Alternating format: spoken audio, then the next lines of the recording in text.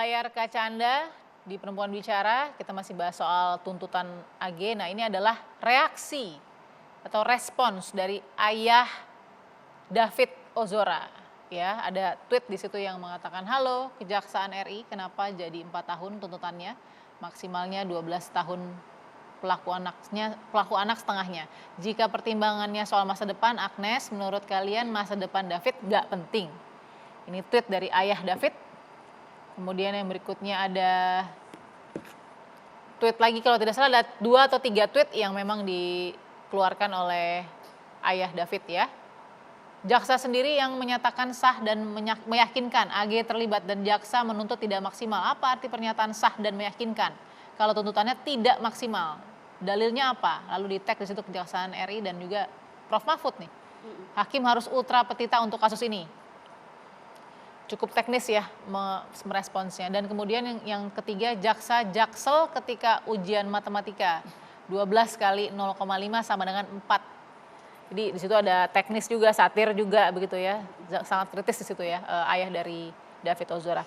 Oke Mbak Devi, yang dipilih adalah media sosial begitu ya. Saya yakin pasti ayah David juga banyak diwawancara oleh media. Tapi ketika dia bersuara di media sosial, tonton seperti ini pasti akan juga memberi dampak ke publik. Yang saat ini mungkin pro kontra juga, silakan Mbak Devi yang dilihat apa?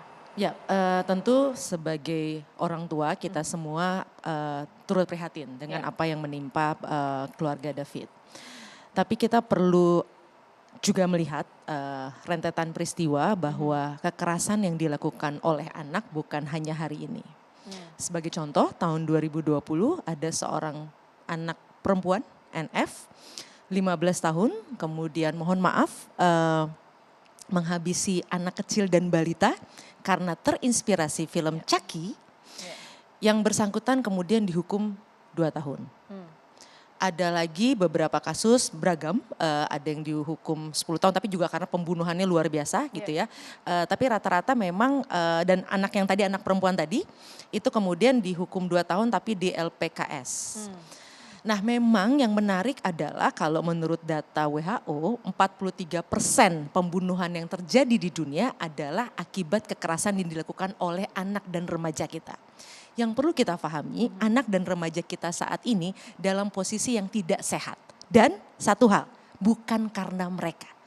Ini yang saya agak sedih, terlepas siapapun pelaku anak. Kita orang dewasa jangan lupa, kitalah yang harus paling bertanggung jawab terhadap kejadian ini. Karena izin gitu misalnya Stanford clear mengatakan bahwa sampai bahkan usia 25 tahun seorang anak itu belum mampu menggunakan akalnya. Jadi kalau sesuatu terjadi pada anak, yang paling bertanggung jawab adalah kita semua sebagai orang dewasa yang ada di lingkungan mereka. Dan sekarang semakin parah karena orang dewasa memberikan kendali, outsourcing bahkan pendidikan itu kepada media.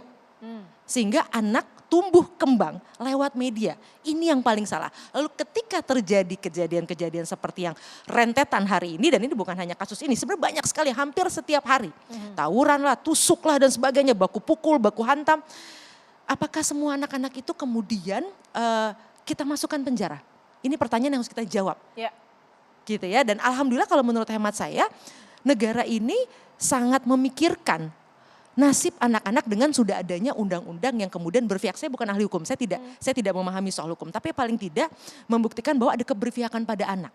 Karena kita perlu sadar sekali lagi, memang menurut data-data teman-teman kesehatan dan sebagainya, pertumbuhan fisik anak di era sekarang cukup luar biasa. Artinya tubuhnya bisa jadi besar gitu ya. Lalu karena dari segi tinggi dan sebagainya itu besar. Tapi itu bukan berarti secara softwarenya, secara mentalnya itu dia juga sudah tumbuh besar. Ini yang perlu kita pahami bersama-sama. Persoalan hukum kita kembalikan. Saya percaya teman-teman aparat pasti sudah punya pertimbangan, sudah punya rujukan jurisprudensi yang bisa dilakukan untuk nanti memberikan keputusan yang terbaik. Tapi yang perlu kita sadari, hari ini dan kedepannya akan terus hadir kekerasan-kekerasan oleh anak-anak sesama mereka yang mohon maaf kita orang dewasa tidak boleh hanya berhenti mengomentari lalu kemudian menuding, kemudian menyalahkan mereka padahal kita sendiri tidak mau mengambil peran untuk mengembalikan fungsi. Kalau ibaratnya mobil, setir, rem dan gas itu harus tetap di kita. Masalahnya hari ini setirnya kita kasih ke anak, remnya juga, gasnya juga. Yang terjadi seperti hari ini. Jadi ini yang menurut hemat saya perlu menjadi refleksi dan bagusnya bukan bagus ya, artinya gini. Belajar dari kasus ini masyarakat mulai belajar juga soal hukum. Ini jadi satu hal yang menurut hemat saya baik karena artinya kita semua jadi mulai tahu oh ada loh yang namanya undang-undang. Oh media pun akhirnya belajar bahwa tidak boleh menyebut nama lengkap misalnya. Karena itu kan berarti nanti menimbulkan stigma. Nah ini kita semua sebagai bangsa sedang belajar. Mudah-mudahan semuanya bisa mendapatkan tanda kutip keadilan yang sebaik-baiknya. Terima kasih Mbak Devi. Bagaimana KPAI membaca reaksi atau respons dari ayah David Ozora? Saya yakin orang tua mana yang mungkin tidak bereaksi atau berespons seperti itu mungkin. Tapi kondisi seperti ini di KPAI jadi nggak pertimbangan juga paling tidak? Iya, pastinya siapa sih orang tua yang nggak terluka ya melihat anaknya terbaring nggak bisa ngapa-ngapain biasanya Dengan bermain. cacat seumur hidup. Nah itu sangat penderitaan luar biasa sekali. Dan tadi Mbak Devi juga mengingatkan kita anak-anak ini David ini kan selain korban korban oleh si Dandi, dia kan juga ini mengalami tumbuh kembang yang sebenarnya butuh dukungan oleh keluarga secara terus menerus. Nah tapi dengan fase saat ini dia malah terbangun kedekatan dengan keluarga. Ini sangat bagus sekali dari sisi positif ya. Nah, kita ambil kejadian ini memang ada posisi negatifnya, ada juga positifnya. Positifnya tadi, bangun lagi nih kedekatan orang tua dengan anak dan kita jadi sadar, oh ternyata kalau kita lupa dengan tumbuh kembang anak kita dampaknya akan besar nih terhadap perkembangan anak. Dan di sini adalah KPAI lebih menyoroti pada David ini korban banyak sekali. Untuk itu pemerintah harus hadir. Kami di KPAI fungsinya adalah memastikan pemerintah ini benar-benar hadir terhadap David. Hadir untuk mendukung pemulihan David. Hadir juga tidak sebatas pemulihan kesehatan tapi juga paskanya ini loh.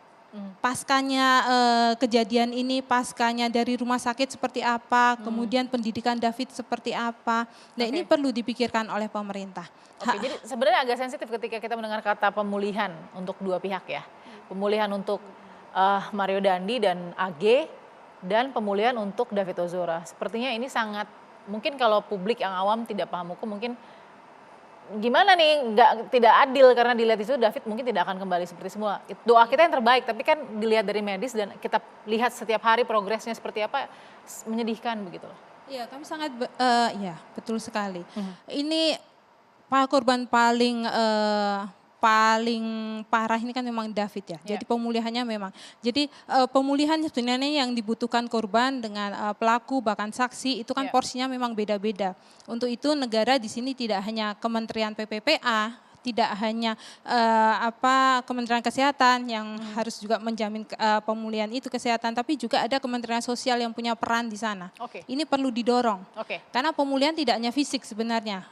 Hak anak itu tidak hanya pemulihan fisik, tapi juga pemulihan sosialnya gimana. Kemudian psikisnya bagaimana. Ini semua harus mengambil peran. Baik. Kita akan bahas itu ke Mbak Irma juga, tapi saya penasaran nih Uni, kenapa? Karena dari tuntutan 4 tahun penjara yang dijatuhkan kepada AG ini bisa nggak berkurang atau mungkin bertambah dan faktornya apa kalau memang bisa? Iya, kemungkinan bisa bertambah ada, kemungkinan bisa berkurang juga. Pertama kita harus melihat di sini, kenapa kita harus berfokus melakukan pembalasan kepada AG, itu dulu yang kita lihat. Ini kan pasal yang digunakan itu penganiayaan berat, ada pasal penyertaan. Di mana fungsinya AG di sini, kerjasamanya dia dengan pelaku adalah seolah-olah dia membujuk melakukan tindak pidana. Nah seberapa perbuatan itu dia lakukan, bagaimana dia melakukan, apakah karena memang bujukannya yang mengakibatkan si pelaku melakukan kekerasan itu kan nanti yang membuat apakah itu bisa meringankan atau tidak. Kalau dia hanya mengatakan saya mengalami ini oleh si ini. Kemudian bagaimana kan yang dia bujuk orang dewasa itu. Jadi anak membujuk orang dewasa. Apa iya orang dewasa secepat itu terpengaruh. Jadi letak masalahnya itu ada di dewasanya atau si anak ini. Oke. Kalau orang dewasa yang berpikir dengan baik dan bijaksana, tentu dia tidak akan seperti itu masih melakukan tindakan itu. Jadi Maaf Uni, asesmen psikologi Mario berpengaruh nggak? Ketika misalkan hasilnya ternyata dia tidak seperti umurnya, lebih karena lebih Mario muda dari dewasa, umurnya. karena Mario dewasa, dia pakai tindak pidana umum. Selama dia memenuhi unsur melakukan tindak pidana itu dan tidak ada alasan pemaaf atau alasan pembenar dia melakukan itu, dia dianggap sebagai orang yang biasa. Oke. Asesmen terhadap dia tidak berpengaruh untuk memperberat atau mengurang. Tapi kalau anak memang berpengaruh. Nah tadi, apakah kata-kata dia ini pemicunya sebegitunya orang harus melakukan tindak pidana itu, dan apakah ada ketakutan dari AG untuk melarang orang melakukan itu? Nah ini kan yang kita tidak tahu bagaimana pembuktian di persidangan itu. Kita kan tidak mendengar bagaimana pembuktian itu. Jadi apakah bisa meringankan? Bisa kalau ternyata yang dia sampaikan cuma sebatas apa, dan apakah itu berpengaruh atau tidak terhadap kelakuan yang dilakukan, perbuatan yang dilakukan oleh si M, gitu ya. Tapi kalau seandainya memang itu sangat membujuk, itu dapat menggerakkan orang dan orang yang digerakkannya itu memang bisa tergerak dengan apa yang dia katakan, nah itu kan nanti mungkin bisa sama dengan tuntutan, bisa juga lebih. Nah kalau lebih itu biasanya di dalam undang-undang itu di pasal 79 dikatakan yang pertama tadi yang dia lakukan itu adalah tindak pidana berat. Ya. Tapi apakah dia pelaku utamanya, apakah membujuk ataukah dia suruh melakukan atau ikut serta, itu nanti kan tergantung dari pembuktiannya atau dakwaan yang didakwakan. Oke. Yang kedua, tindak pidana yang disertai dengan kekerasan. Itu bisa menjadi maksimal ya, ancamannya 6 tahun tadi itu ya. Yang ketiga, tindakan dia itu membahayakan masyarakat. Nah, dan yang keempat, ancaman hukumannya di atas 7 tahun, dia berumur 14 sampai 18. Nah itu mungkin bisa sampai maksimal 6 tahun. Tapi lebih dari 6 tahun saya rasa untuk sistem peradilan pidana anak, kita tidak pernah melihat hakim memutus melebihi dari ancaman maksimal yang bisa dijatuhkan. Ya itu 7 tahun tadi. Iya, itu setidaknya yang saya baca atau yang saya ketahui itu tidak ada yang sampai melebihi dari 6 tahun ya. Karena kan Bahkan dia 12 tadi kasus tahun. yang 15 tahun juga NF itu 2 tahun.